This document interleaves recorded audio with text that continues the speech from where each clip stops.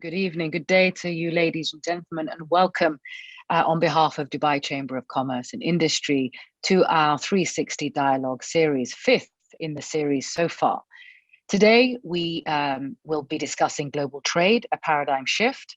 And unlike previous 360s where we focused on specific industries, today we're going to be taking a step back and looking at the bigger picture. In this new norm, what will global trade look like today going forward? We hope to address questions such as what do we need to know now? How do we prepare to make a smooth transition into this new landscape? We have a fantastic lineup of experts who are going to help us to address these questions today, inshallah. And they will be covering four key areas of discussion. The first one will be regional integration and international collaboration. We're also going to be talking about physical and digital infrastructure, globalization with emphasis on policy and finance, and finally looking at the future across these three key continents of the world. This webinar, ladies and gentlemen, is aligned with Dubai Chamber's Global Business Forum series, where we bring together representation from Latin America, Africa, as well as the ASEAN region. And all regions this year will be covered during Expo 2020 Dubai with dedicated global business forums. Please keep an eye on our social media platforms and our website for further information on our global business forums this year and Q1 of 2022, inshallah. Before we get started, I'd like to remind ourselves of the key interactive elements of our website, of our webinar today, sorry. First one, if you have any questions for any of our experts today, at the bottom of your screen, there should be an icon that says ask a question. Please type your questions through there. That will be sent to the team. And Scott, our moderator, will be able to address those to the panel during our discussions today. There's also a dialogue box to the right-hand side of your screen where you have the opportunity to send one-on-one messages to your other peers today, as well as group discussions in a dialogue box. Today, we're really happy to have just under 200 delegates who have registered for this webinar, representing 36 countries. So we're hoping to have some fantastic discussions this afternoon. I'd now like to introduce Hassan Al-Hashimi, Vice President for International Relations, representing Dubai Chamber of Commerce and Industry. Over to you. Thank you, Hassan. Distinguished guests, ladies and gentlemen, on behalf of Dubai Chamber, it is a pleasure to welcome you all to our 360 Dialogue webinar, which puts a spotlight on the changing dynamics of global trade in the COVID-19 era. This series takes a closer look at issues of interest to businesses in Dubai, drawing valuable expertise and insights from business leaders who are making their mark on their respective industries and responding to new challenges. Today's session comes at a critical time for international trade, as economies in all corners of the globe deal with disruption, geopolitical challenges, a global pandemic that has made all of us realize how interdependent our world has become. Interruptions in supply chains have led governments to diversify economies, adopt new policies, and invest in the infrastructure and technology needed to boost the sector's performance. According to United Nations Trade and Development, a drop in global demand brought by COVID-19 has forced least competitive suppliers out of the global markets, while enabling the most competitive suppliers to thrive during the recovery process. Dubai is a prime example of a trade hub that has remained resilient throughout the pandemic, thanks to the proactive approach adopted by the government, strict preventive measures, world-class logistics facilities, and advanced digital infrastructure that ensured business continuity. Dubai's non-oil foreign trade reached 1.18 trillion dirhams, or $321 billion US in 2020. Total trade volume last year reached 100 million tons, driven by 6% year-on-year volume growth in the second half of the year, while the overall value of exports grew 8% during the year. Now, going forward, the Emirate is positioning itself for post-COVID recovery after putting in place new initiatives and strategies to boost its trade with promising markets around the world. The World Logistics Passport is a major initiative that reflects Dubai's mission to foster global trade cooperation, bringing together leading nations, logistics partners, and multinational cooperation in a close-knit alliance focused on trade and growth. Ladies and gentlemen, there are many other important economic developments, trends, challenges, and opportunities that are reshaping the future of trade. I truly look forward to hearing from our esteemed speakers in just a few moments, who will share valuable insights on the evolving trade landscape in Africa, Latin America, and Asia, regions that are important to Dubai, to global trade, to global recovery. I thank you all for joining us and hope you will enjoy today's session. Back to you, Leila. Thank you very much, Hassan. I'd now like to introduce Scott Livermore, Chief Economist and Managing Director of Consultancy for Middle East and Asia, representing Oxford Economics Group, who will be moderating our panel discussion today. Over to you, Scott. Thank you.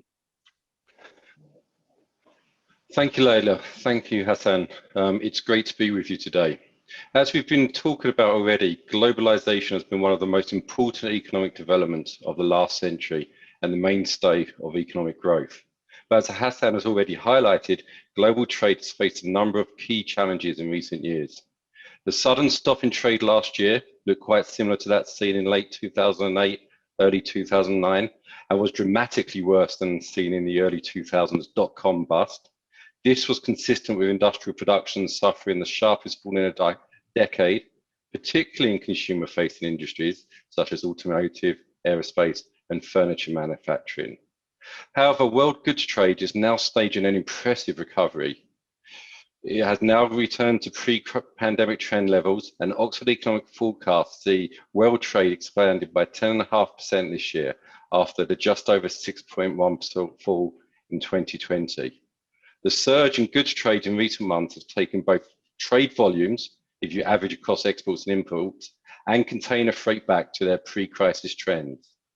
Some bilateral trade relationships remain difficult, notably US and China, UK and EU trade, and services trade will remain a significant drag on overall trade, but the picture is considerably better than we feared it could be a year ago. However, looking forward, the outlook for world trade remains challenging. Oxford Economics baseline forecast looks for world trade to grow by 3% per year over the next decade, and for this coming decade to see the lowest ratio of trade growth to GDP growth in any decade since 1950. This is not just a consequence of the pandemic. Even before the crisis hit, there were signs that the rapid globalization of the 1990s and early 2000s was ending. The fast growth in trade in intermediate goods seen in the 2000s also ended. A key reason for this is that the internationalization of supply chains has paused. This development represents a number of factors that are natural.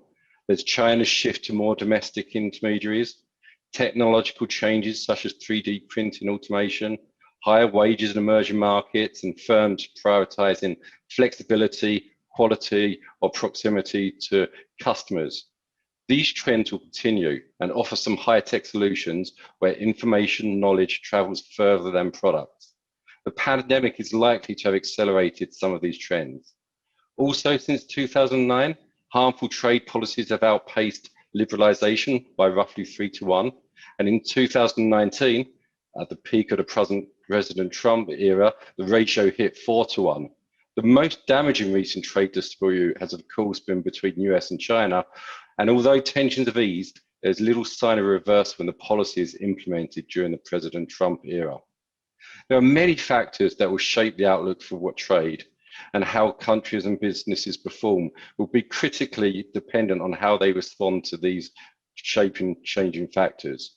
Some key factors include supply chain diversification with the greater use of high-tech versus low-cost production, a risk that coronavirus crisis will worsen existing protectionist pressures, in particular lead to the promotion of greater self-sufficiency, green, and more broadly ESG growth, which include pressures to have sustainable supply chains and discourage things like long-haul travel, the role of services and how this impacts upon the trade of goods.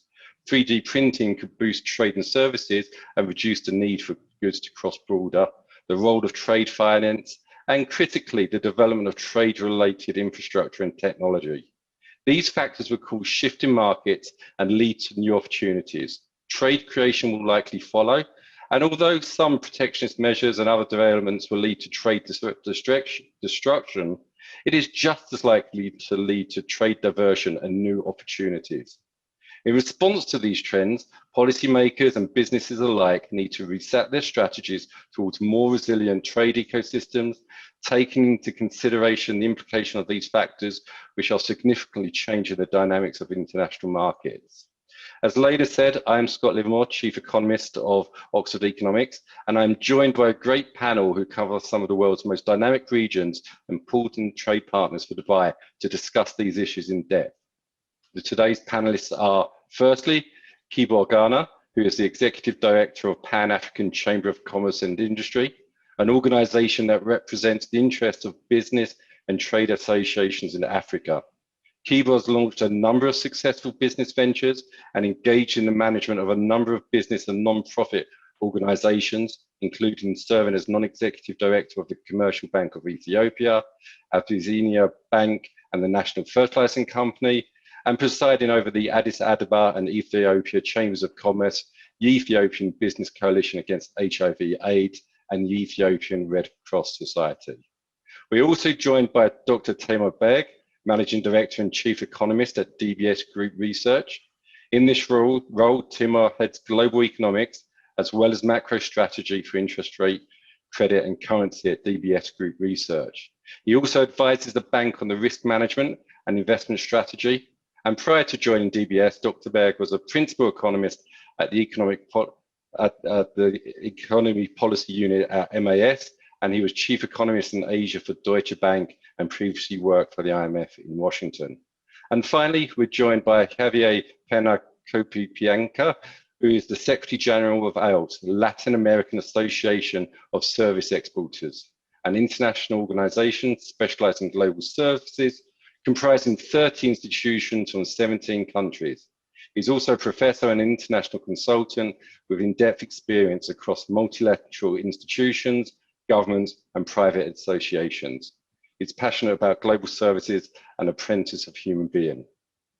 So let's get started on some questions. And as Leila mentioned at the outset, please feel free to send in your questions in the panel on the box. But firstly, Tamer, let's start with you looking at regional integration and international collaboration. Geopolitics has always been a main driving factor for international trade. In light of the current geopolitical changes led by the US-China trade tensions, adding to it the global challenges caused by the pandemic, how do you foresee the economic outlook of Asia compared to other regions? Also, while you're answering that, what are the main consequences of the recently signed Regional Comprehensive Economic Partnership in terms of international trade and investments? Thank you very much, Scott. Greetings from Singapore to all the participants in the Dubai Chamber 360 Dialogue Series. I'm delighted to be a part of this panel. Asia has a number of endowments. I think most of the participants in this call are fairly well aware of them, but let's just take a very short amount of time to go over them, which will make us feel very confident about Asia's medium-term outlook, which would ensure relative outperformance for decades to come. Firstly, the most obvious one, over half of humanity reside in Asia, over 4 billion people. And among these people, there's very interesting complementarity. You've got the aging part, China, Japan, Singapore, where I'm from. And then you have the youthful dynamic of Bangladesh, India, Indonesia, Pakistan, Vietnam, and also large number of countries in the Middle East, which also have a very young demographic. So on one hand, you have a bunch of economies that are doing pretty well, but aging. Then you have a bunch of economies that are growing pretty fast and remain young, and therefore very dynamic pool of labor to train and employ and grow for decades to come. in economics over long-term horizon, the one surefire factor that allows for high growth is favorable demographics. And net-net, Asia is endowed with that. Let's also not forget, it's not just human capital. Asia has enormous financial capital, large pools of savings, hard currency reserves, rich commodity base, excellent technical know-how, and largely, by and large, war and civil unrest free. No region as large as Asia can be entirely free of that, but I would say vast chunks of the continent is living in peace and increasing degree of prosperity. Asia is open to trade and capital flows, again, with a few exceptions, but by and large it is, and its labor force is increasingly mobile. Now, this is no European Union or the United States of America, but it is not like the rest of the emerging markets either. It is perhaps the most dynamic, open part of the emerging market space that we have, and therefore one should be fairly confident about its outlook. So I'll leave it at that. I think I would like to spend a little more time on the Regional Comprehensive Economic Partnership, which is known as RCEP, and what it means for Asia. So we've got 15 Asian nations. It took a long time. It took, I think, 8 years to get the RCEP done, but last year on 15th of November, finally, the 15 Asian nations signed it. Through the course of 2021, most of these countries will ratify it in their parliaments, giving this document a strong legal basis. It includes all 10 members of the ASEAN, along with Australia, China, Japan, New Zealand, and South Korea. And incidentally, 7 of the 15 RCEP members are also part of the CPTPP, which is the former TPP minus the US. Now, this is a pretty chunky, big deal. It's got a third of the world's population and GDP. $12.4 trillion worth of trade happened between the RCEP nations. So it is, without any comparison, the largest trade agreement in the world. And it includes 20 chapters of rules covering trade in goods, investment, e-commerce, intellectual property, government procurement. So the idea is to increase rules-based economic interaction between these members. Now, with this RCEP countries, trade cooperation has always been there. It's not a brand new thing, and therefore goods tariffs in this region are not particularly high. And because there's a lot of bilateral free trade agreement also in place, and within ASEAN, things move pretty safely anyway. So what's the big deal? Well, it's not going to lead to very large cuts in tariff, but it would harmonize rates and standards. And that will take the region close toward a coherent trading zone like an EU or North America. Again, not quite that, but converging in that direction over the long run. It'll certainly be beneficial for supply chain efficiency, market access, and investments. Implementation is challenging, let's be sure about that. The member countries are very diverse with respect to their levels of development and institutional capabilities, but still experience from other regional trade agreements suggests that the net benefits would be substantial. Let's also not ignore the most important part of the RCEP, which is that it's a large trade agreement that includes China, but excludes the US. I don't think that Joe Biden will find it easy to erase Trump's trade legacy, but since one should also not expect the last year's level of antagonism to continue, we can probably safely say that even without being a member of RCEP, American firms will probably also find some degree of benefit out of it. And finally, on China, it's a major positive. China had viewed TPP as a pushback against its burgeoning trade and overall financial prowess, whereas RCEP sort of cements it.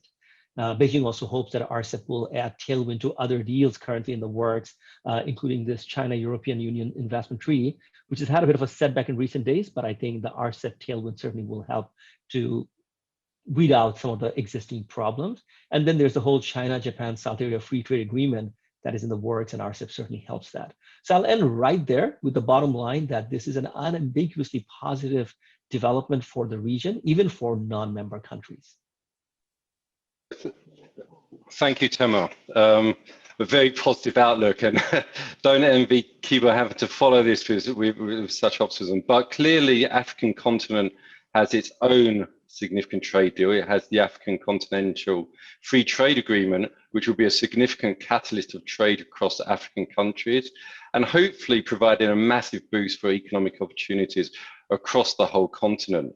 What do you expect the impact of AFCFTA to be on intra-regional trade and the flow of FDI into the continent? Scott, you want me to take that question, right? Yes, please. Yes. So oh no, sorry, that's for Kiba. Sorry, I think that's a question for Kiba. Yeah. Thank you, Scott. Indeed, as you indicated, it's not an easy thing to follow time more, but let me just start by explaining a bit where we are with the African Continental Free Trade Agreement. It all started in 2018. The agreement was signed off by heads of states and government on 21st of March 2018 in Kigali. This took some 7-8 years actually to arrive to that level. We have now secured the minimum threshold actually to start the agreement. 22 countries were to sign off, and to date 37 signatures were obtained. And so the agreement was protocols on trade in goods, services, dispute settlement, entered into force on 30th May 2019. So where do we stand today? The phase 1 included protocols on trade in goods and on services. Phase 2 on protocols on investment, intellectual property, and competition policy. The phase 2 is still has not yet started, but phase 1 is almost complete, and what remains are just settling out negotiations on concessions regarding tariffs, commitments on goods and services, and rules of origin issues. These are still underway. And we hope actually that these will be settled actually before the end of the year. Upon adoption actually of all these agreements, we call them annexes. They will be part of the particular protocols and will form part of the agreement. The impact on the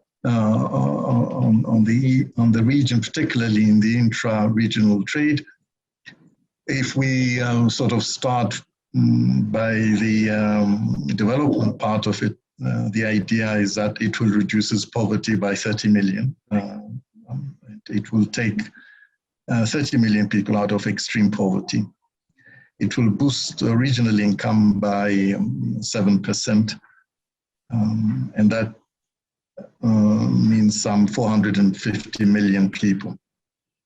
In terms of countries actually taking part in this agreement, it's probably the largest global trade areas by countries participating. Africa's GDP today stands around 2.6 trillion. Africa's consumer spending is estimated to be 1.4 trillion. Number of Africans of working age, this is a very young continent. We have a figure of 1.1 billion. Of these, 128 million of African households seem to have what we call a discretionary income. Some 50% of Africans live in cities. Intra-African trade is low by any standard. If you take the European, compared to European, the intra-African trade stands around 16.6%. Asia is probably around 59%.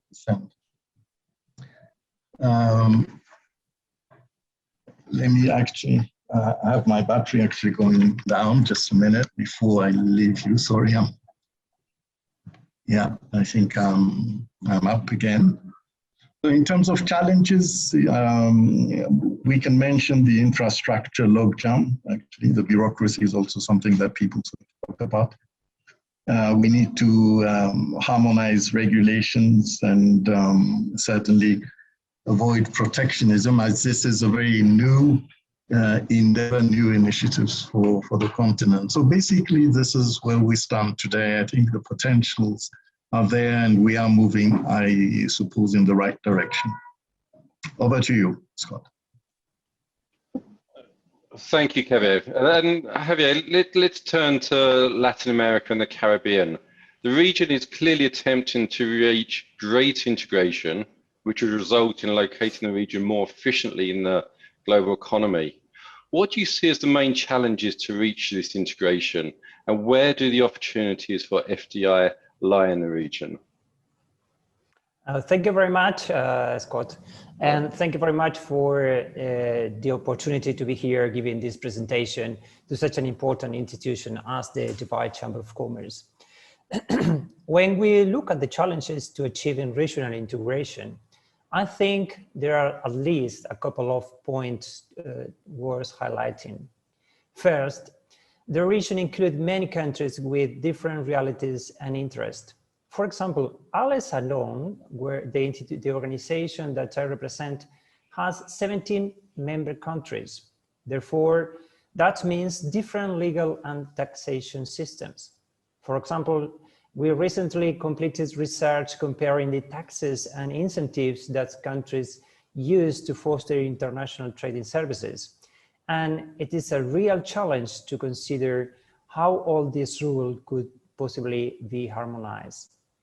And second, and perhaps most importantly, is that there are also differences in political views among the government. To take Mercosur, that's Argentina, Brazil, Paraguay, and Uruguay as an example. We have countries like Uruguay, which is interested in opening the region to the world and making free trade agreements in various economies and regions. And at the same time, we have Argentina, which thinks that the best situation is to protect our borders.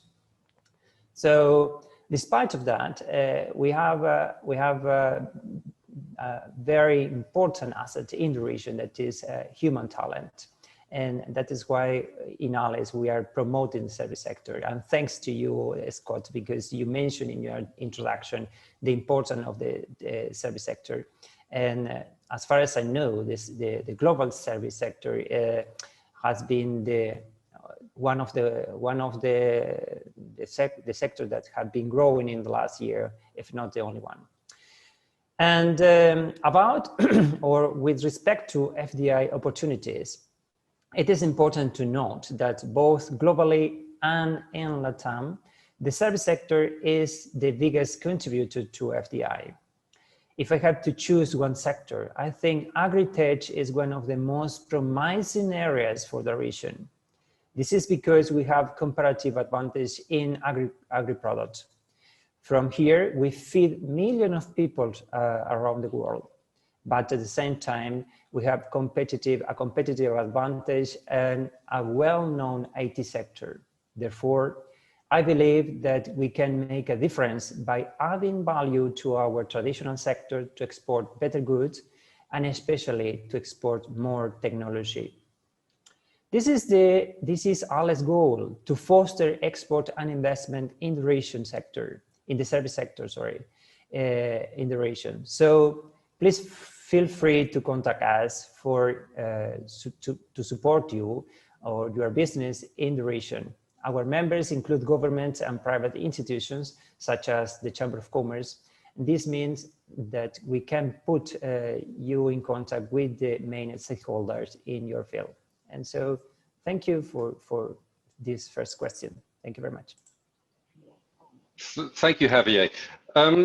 Samuel, can I just come back to one of the points you made about standards and how they're being set through RCEP, because it relates to one of the questions we've received through the panel from Wasim Mahabi from Verifax.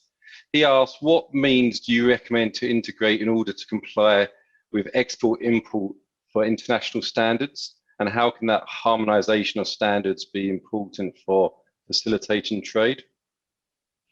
Well, I think this is an issue that the RCEP process sheds useful insights on. So first of all, a high degree of patience is required. And you just heard from Javier that even in Latin America, countries represent very different ideologies and contexts when it comes down to a trade agreement. So to go in with a great deal of energy and hope to wrap things up in a year or two, I think is bound to lead to frustration and backlash. So I think this is the beauty and the frustration of ASEAN. It's a consensus-based system.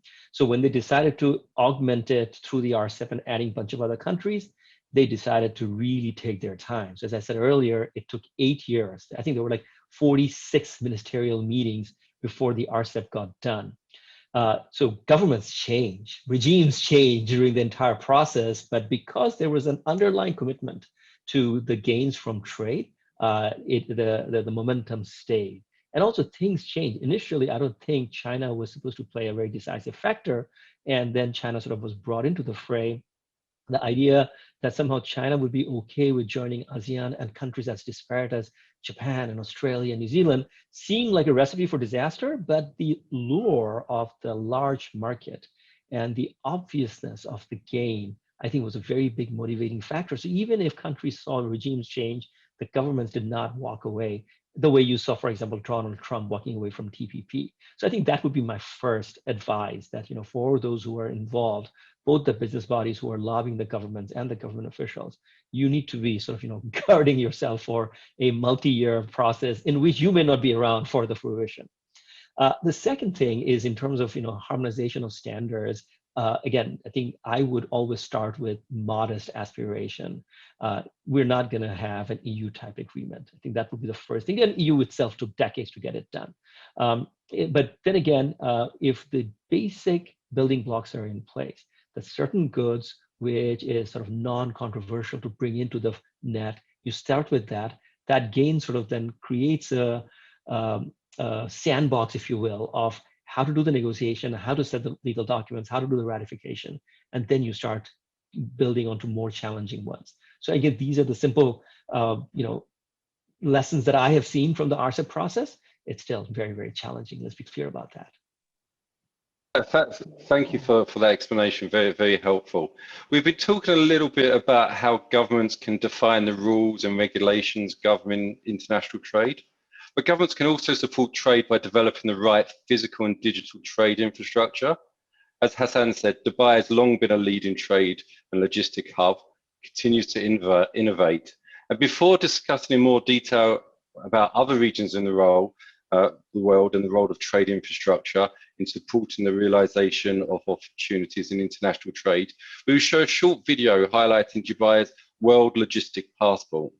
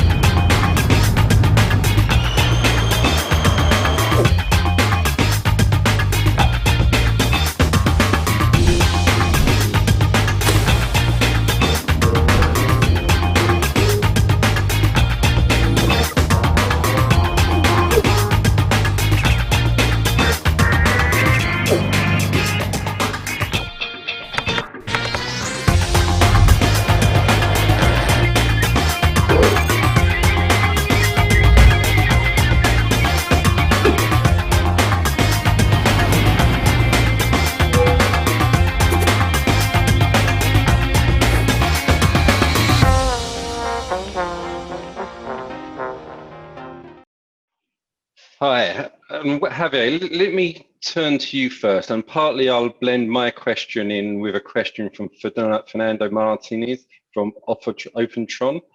So Dubai, as we've just seen, is continuously improving its digital infrastructure and digital solutions with the aim to ensure high global standards in trade facilitations and business activity. Technology is playing a significant role in enabling the growth of cross-border services. And as an advocate for promoting trade and services, how do you see this relationship going? And what is still needed for LATAM region to be more competitive in this area? While you're discussing services, it would also be helpful to get your thoughts on how technology can maybe help fast track the movement of goods from Latin America to further field markets. Thank you very much, Scott. This is an excellent subject because technology today has a key role as a sector. In fact, it is one of the most important industries internationally and within the region. But at the same time, it is the factor that enables other services reach new markets worldwide. I believe that technology, for example, technology infrastructure is one of the components of the, or for example, the key component that is needed to create an ecosystem to foster the service sector. For example, over the last year, due to the pandemic, and thanks to the infrastructure that we have in the region, some multinational companies that have operations in LATAM and in some countries of Asia have transferred thousands of positions from India and Philippines to Colombia and Costa Rica, for example. And the main reason is because we have the telecommunication electricity infrastructure to ensure business continuity while working from home and reducing risk. Despite this, I understand that telecommunication infrastructure is only one of the components we need to create an ecosystem to foster the service sector. You can have the best infrastructure, but if you don't have the most important assets in the sector, which is talent, it will be difficult to position the location or your country or any country as a service provider. In addition, this talent should be competitive. We also need a healthy macroeconomic environment, institutions to support local exporters as well as multinationals when they decide to invest in our countries. What is more, we need a program to foster innovation and to promote the STEAM education, for example. And perhaps most importantly, we need a long-term public policy for the sector. And this is a decision that it will be supported whatever the changes in government. These are only some of the components to create an ecosystem. I know that getting all these elements into place is complicated, but the fact is that the countries that have put this kind of strategy into practice are now leading in global services, for example, Ireland. If you're interested, for example, in knowing more about how to create an ecosystem for the sector, let me tell you that in my new book, The New Area of Global Services, you will find all the key elements for that, along with real life case studies. So I will be very happy to share with you some idea or exchange idea if you read it. Thank you. So, thank you. And Kibo, let's look at Africa again. And in addition to operating a number of ports and logistics centers in Africa, DP World has just launched a global wholesale e-commerce platform in Ethiopia. Please tell us, what does that mean for international trade within the region?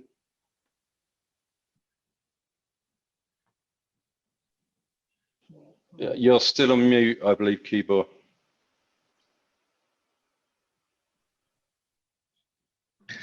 Yes, the e-commerce platform is a very recent addition, actually, to Ethiopia's ICT or e-commerce environment. Supposedly, the idea is to bring efficient B2B e-commerce to Africa, UAE Africa, enabling, let's say, market access to UAE companies and global companies. So this is basically the idea of that platform. It leverages DP's World Global Ports and Logistics Network. A similar initiative has also been established in Rwanda, and I suppose this is going to be expanded across the continent. I mean, the whole idea is to open up a new business area for African and UAE businesses, the online market. It is a market that is growing very quickly in Africa. The growth in Africa, which today accounts to less than 0.5% of global e-commerce, shows that there is a lot of opportunities actually for African businesses to move into this area. Earlier, Javier has mentioned some of the problems relating to infrastructure. And I think those are the main constraints in Africa, particularly the telecom. We're talking about here within the African Continental Free Trade Agreement, some 54 countries operating. So you have diversities actually in that group. So you have countries, particularly in the northern part of the continent, that are much more advanced in e-commerce, including South Africa to the south, and a number of countries actually that are emerging, particularly in the east, Kenya and Rwanda, as I said, and Ethiopia, which is trying to sort of expand also its e-commerce platform. So there are possibilities for many African entrepreneurs to trade with UAE, and this platform will help, I believe, many of the young startups that are popping up in the continent today to look for better pasture. Over to you, Scott. Thank you. Okay, thank you very much. Timo, let's look a little bit more at more traditional physical infrastructure. And as we know, China is investing in continent-spanning infrastructure projects to ease its way through global trade routes to serve its Belt and Road project. The UAE plays a crucial role in the Belt and Road initiative, using its infrastructure as a trade hub from Asia to Africa and the wider Middle East.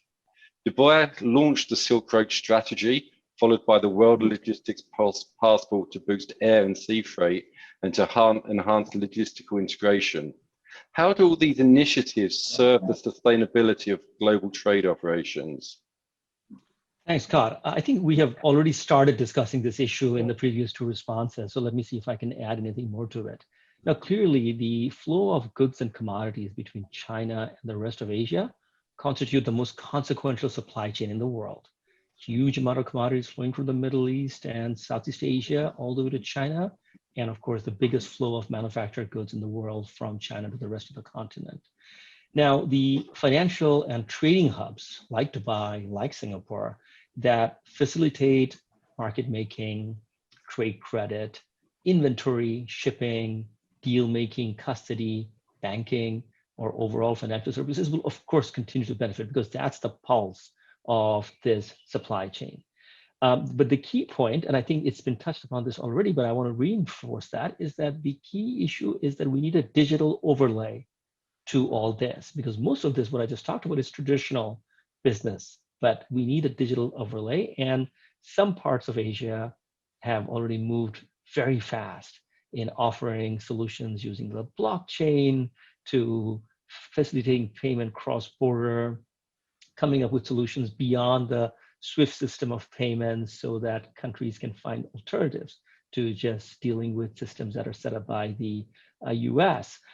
And the hubs that have the critical infrastructure and the necessary talent to run it would prosper. I have no question in my mind about that. So to me, that's the critical part.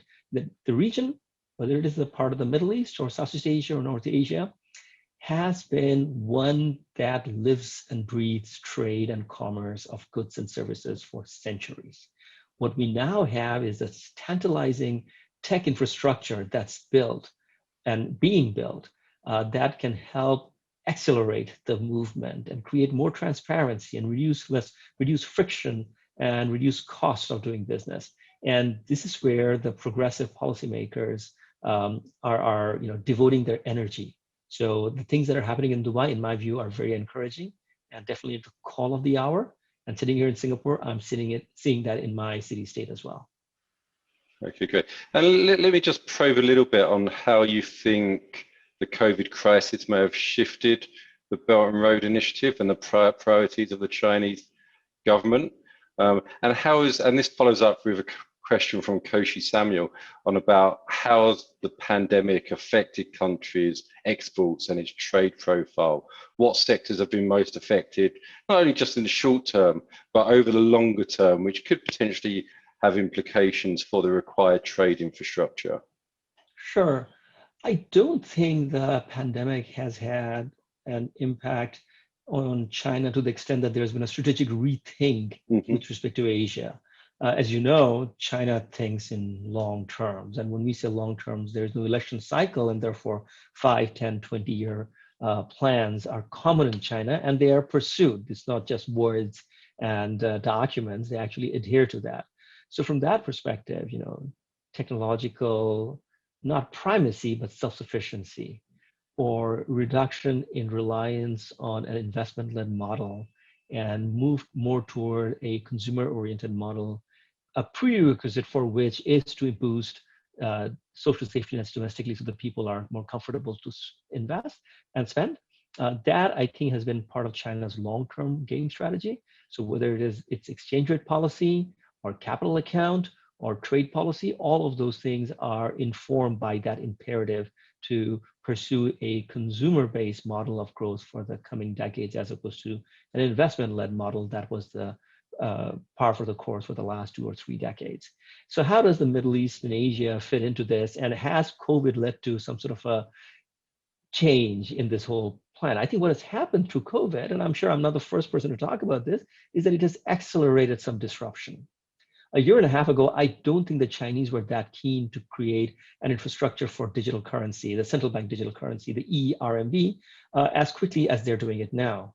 But we have all learned through the pandemic that our capacity to consume digital services, our ability to carry out a lot of what we thought was bricks and mortar type activities from home, from remote location, is great. And there is a very strong global digital communication infrastructure already in place.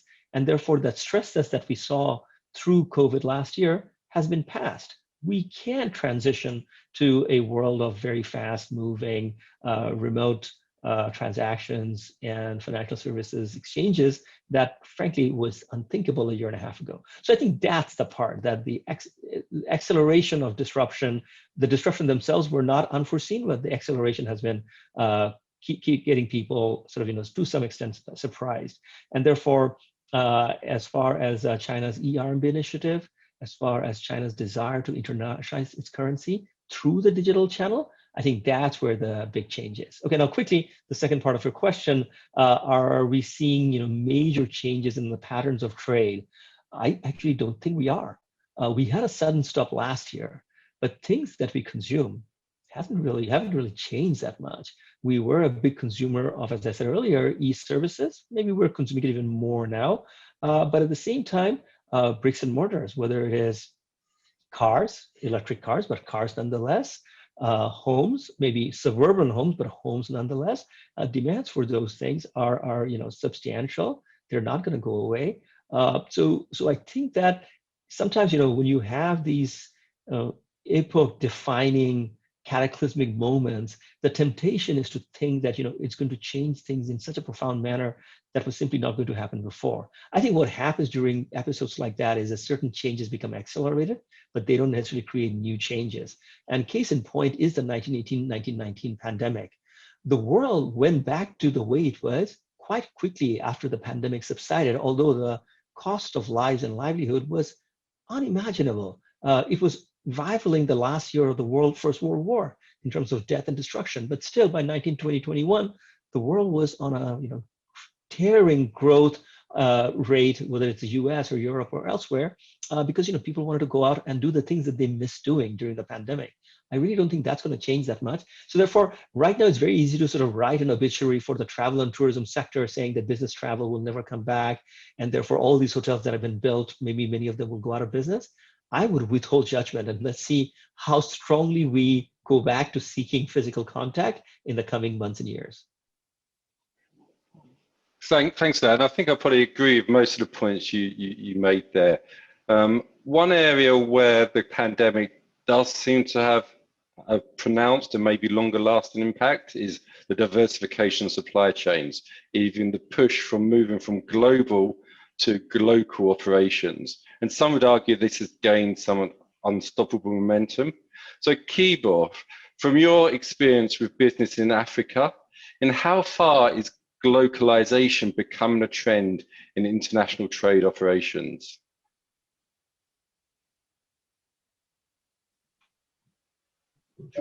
Yes, Scott, to start with, I think we have to understand that Africa was not really a major player actually in this value chain environment. The focus actually for quite some time, and to some extent it still is, was concentrated on exportation of few primary commodities, minerals, fuels, iron ores, gold, cocoa beans, and so on and so forth. It's probably a new development in the last 10 years, which so that things would have to change actually even before the COVID-19, that we've seen many companies actually opening factories actually in the continent. Partly it has to do with the cost of manpower, and we've seen countries like my own Ethiopia attracting actually quite a few companies from China, and this, I would say, also was replicated in many other African countries. So it was really a relocation of existing companies to the continent. Now, in terms of the value chain actually process, to a great extent, this is a continent, a very young continent, that is trying to build actually all these manufacturing companies. And although there is fear that because many of the companies in Europe are trying to bring back actually their companies to Europe, there is fear that this will affect the continent. But from where I sit, I think we're not really,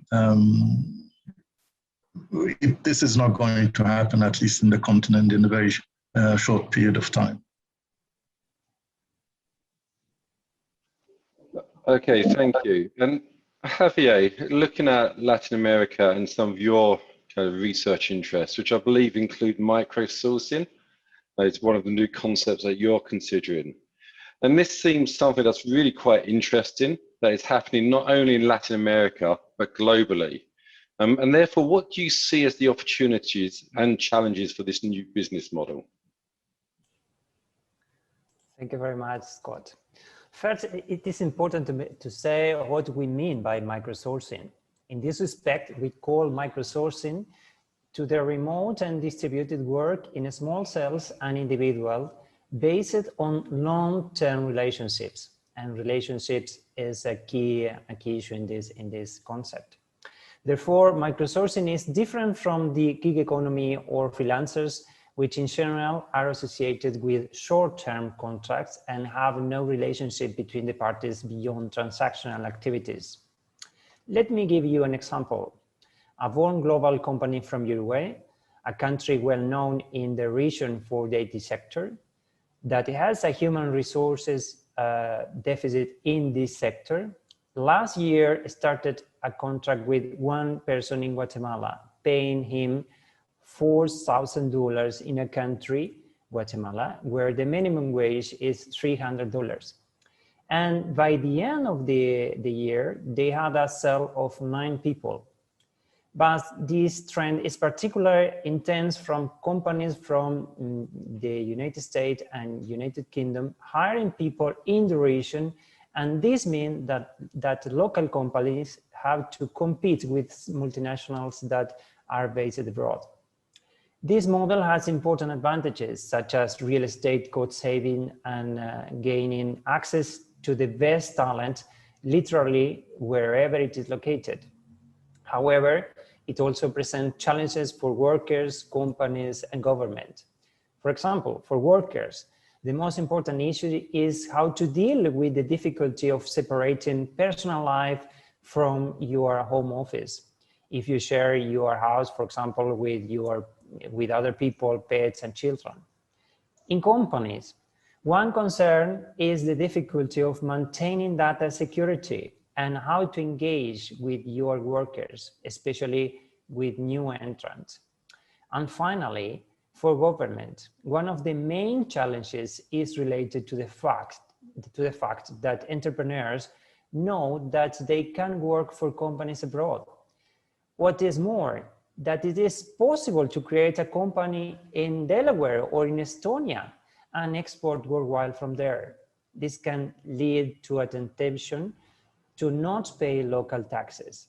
As a result, policymakers should understand that a new, more flexible framework needs to be created, and also that they should be closer to companies in our countries, because nowadays, everyone, I think, in particular young people, know that they can work from home, but for a company that is located in Singapore or UK or United States. And this is great because it's something new, and we have to thank COVID for that. Thank you very much, Scott.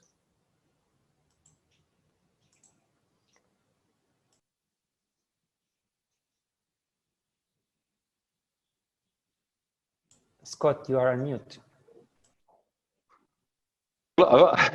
Apologies, when the moderator's on mute, I nearly really have to pull my socks up. Tamer, another fairly broad question for you, I'm afraid, partly because I want to fold in something from Koshi Samuel again. And the question really focuses on how can trade policy drive international trade over the next decade, both positively in driving growth or hindering trade or shifting trade patterns.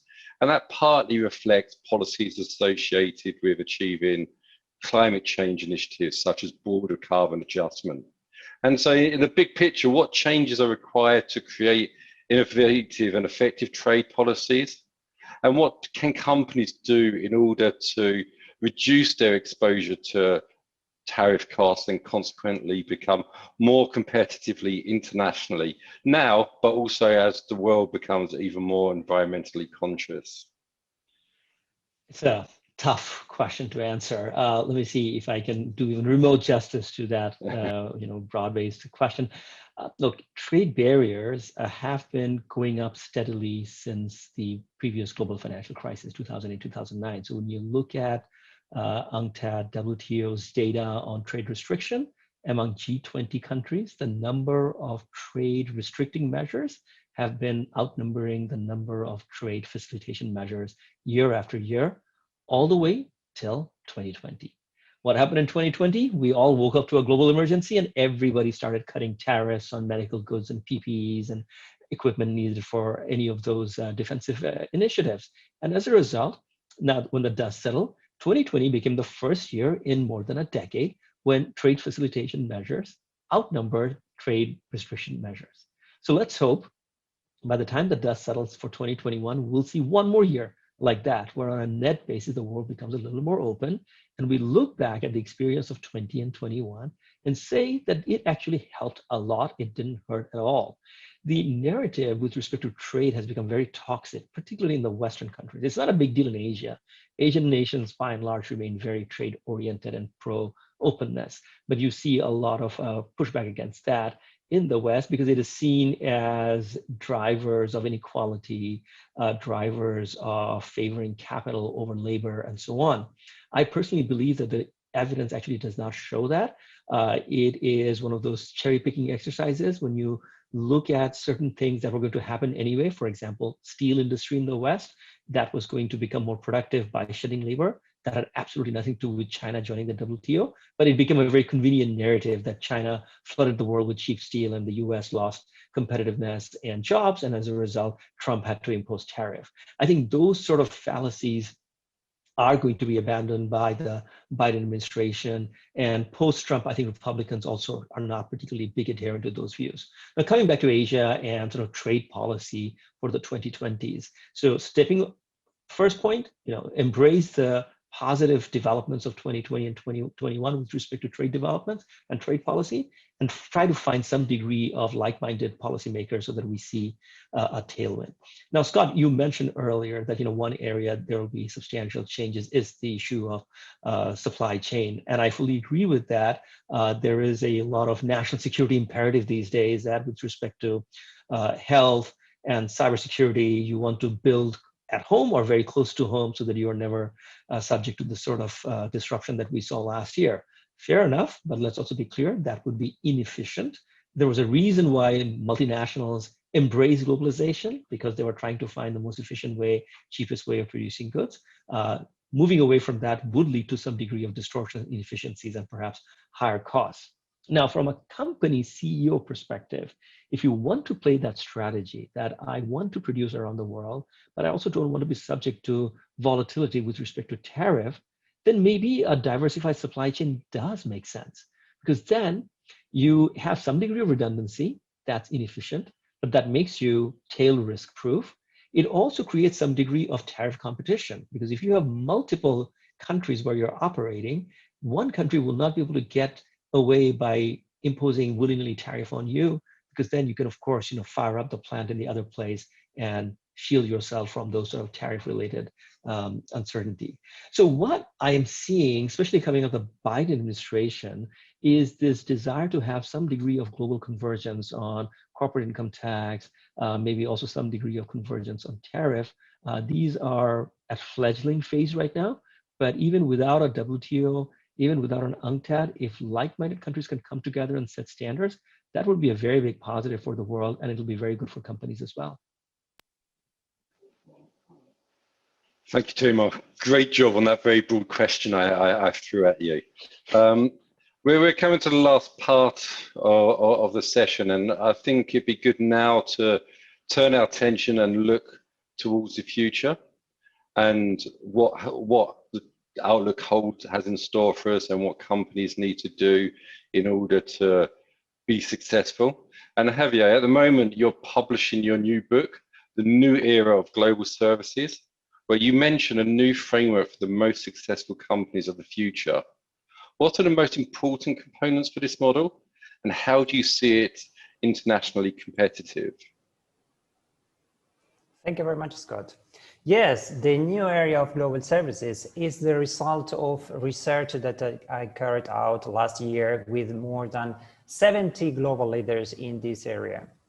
One of the major findings in this research was that these companies, despite the pandemic, have continued growing, contracting with more people, and they even mentioned that they have increased productivity.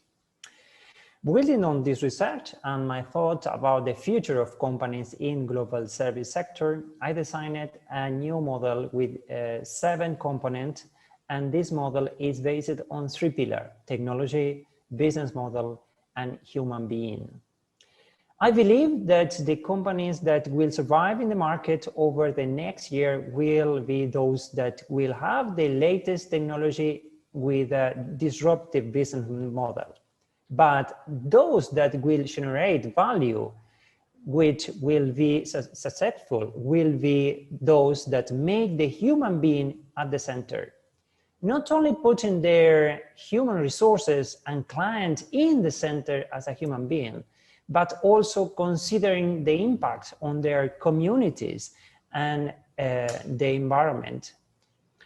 The interesting thing is that today companies already are capturing the value of these elements from accreditation and certification like B Corporation, Fair Programming, and Tech for Good, for example, where the social and environmental impacts became as central as the benefit.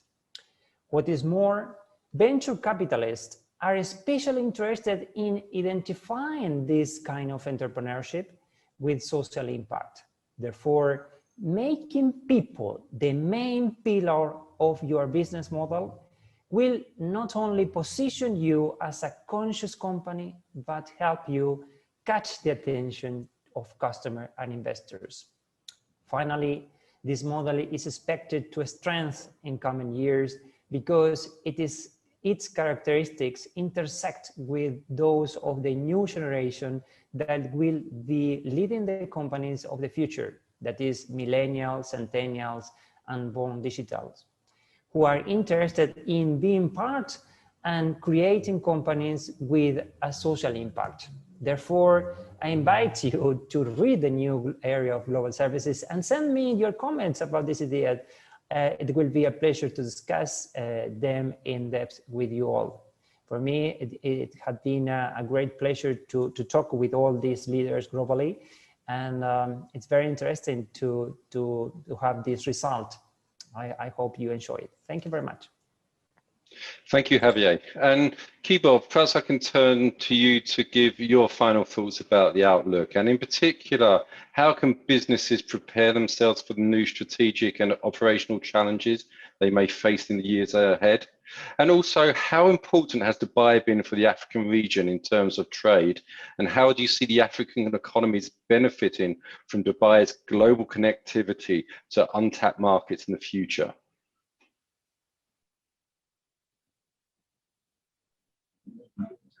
Scott, I think when it comes to the continent, the first priority is today really to improve the quality of our schools, and particularly actually the reforming actually the type of programs that would give the youngsters that is sent to school today to make him, let's say, flexible and usable in the next 15 years, actually, when he or she comes out of school. I think this is the priority number one, and I think this is what also businesses would require.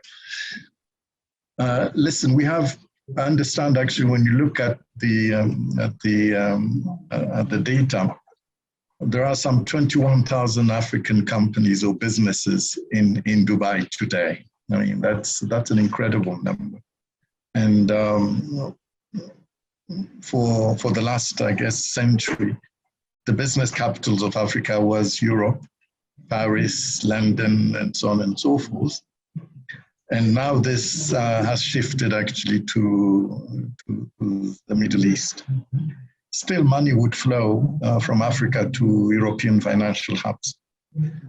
But again, over the past decades, businesses have chosen to put the headquarters actually in Dubai. And this also applies actually to multinationals, not only just to African companies. Now, when you look, for example, on the relations between, or the business relations between Africa and the UAE, up to I guess to 2018-19, tourism from Africa has gone from something like 7,000 in 1984 to something like 600,000 in 2016. I mean, that's a huge increase, and reaching, in fact, to 810,000 in 2019. It's a huge growth there. When you look at the trade also with Africa, UAE Africa, from let's say a 3% at the turn of the century, it's gone to 10% in 2019 in terms of trading. And when you take the UAE figures. And after Asia and Europe, Africa has become the third major trading partner of UAE. So I think there is a very close, actually, and a very dynamic relationship, which definitely has been helped actually by the ease of traveling for African traders to UAE compared to, say, for example, South Africa, where it is really very difficult actually to obtain a visa. It's relatively quick, excuse me, and flexible to go to Dubai and do business. So I would say actually we have a long way actually to going from bringing the business capital of Africa from Dubai to Africa itself. Actually. So basically what has happened in the past 10, 15 years is we moved from Europe to UAE, and we still have to work hard actually to bring the business back to Africa. But in any case, I think this is what we see today in terms of trading between the two economies. Thank you, Kiba. And yeah, I too see the relationship between Africa, UAE, Dubai only going from strength to strength over the coming years. And if I turn to you, Tomo, now, we've discussed some of this already, and clearly the future of global trade relies heavily on international cooperation. So, Tomo, in your view, what should governments do in order to remain proactive and to support their economies? Do you foresee south-to-south trade to dominate again on the global trade arena? Absolutely. It's one of those, slow-moving, forces of history that simply cannot be denied. As I said at the very beginning of this discussion, that when you have 4.6 billion people in one continent, making up more than half the world's population, and by and large, that region is characterized by a significant amount of savings and openness to both trading of goods and services, it is bound to grow. It's almost like given, short of major cataclysm that is related to climate change or war. This ought to happen in our lifetime, if not longer. Now, what should countries do to enable that the inevitable happens in a seamless manner? Sign more trade agreements is an obvious thing to say, but there's much more to it. You can create very progressive standards without signing trade agreements and start bringing in countries and companies to the fray without waiting for a multilateral agreement to be signed. RCEP is a classic example. By the time RCEP got done, some people questioned what was in it for ASEAN anyway, because ASEAN countries, at least the more progressive ones, had already signed FTA with most of those RCEP members already. The idea was you're not going to wait for the multilateral initiative to bear fruit, but you will lead by example, and you will pursue your self-interest by lowering your barriers and working with countries which will also reciprocate. And once you do that, it creates a virtuous cycle for the multilateral initiative, because all the other members start seeing the gains that the ones that are ahead of the game are experiencing. And that also helps bring the public along with it. So if you are representing a country or a company that is skeptical of the gains from trade, just by demonstration effect, when you look at other countries and companies progressing, that then becomes a galvanizing factor or motivating factor in pursuing your own path. So I think there's a lot to take away from the progress that China has made, which was not particularly open to financial market liberalization even a few years ago. On trade, only in the last 20 years that China has been open. But at the same time, China has now embraced multilateralism with far more vigor than the Western countries.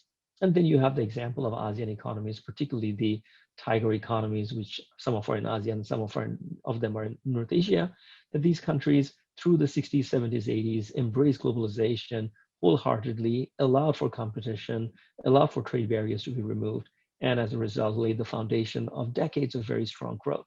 Now, what I'm saying is not replicable for the future. The world is far more challenging today, especially with the whole digital disruption that's going on. So therefore, borrowing the playbook of a country that prospered through goods tariff liberalization is not going to be replicable going forward. So therefore, one would have to be informed by the evolving nature of the digital landscape. And that would be the other a key lesson of the last few years, that sometimes accelerations get disrupted or disruptions get accelerated, and you have to take full advantage of that. And for that, you would need both human and physical infrastructure. And that's what I'm seeing most countries in Asia pursuing. That's what makes me very, very optimistic for the medium term. Thank you, great. And brilliant to wrap up with on such a note of optimism. Ladies and gentlemen, thank you all for joining us today. We hope you enjoyed the session and found it informative. I'm sure you'd all join me to thank our panelists, Dr. Tamer Bayek from DBS, Javier Pena Capobianco from ALES, and Kimo Gena from Pan-African Chamber of Commerce and Industry. We'd love to have your feedback. Please see the icon in the top right-hand corner of your screen. Please spend a few minutes before you leave to provide your comment on today's event. For those who took notes during the webinar, please do not forget to download them before you exit the platform. I'm Scott Livermore, Chief Economist from Oxford Economics. And again, I would like to thank all our panelists and for all of you joining us today. And we look forward to seeing you at the next Dubai Chamber event. Thank you, Scott.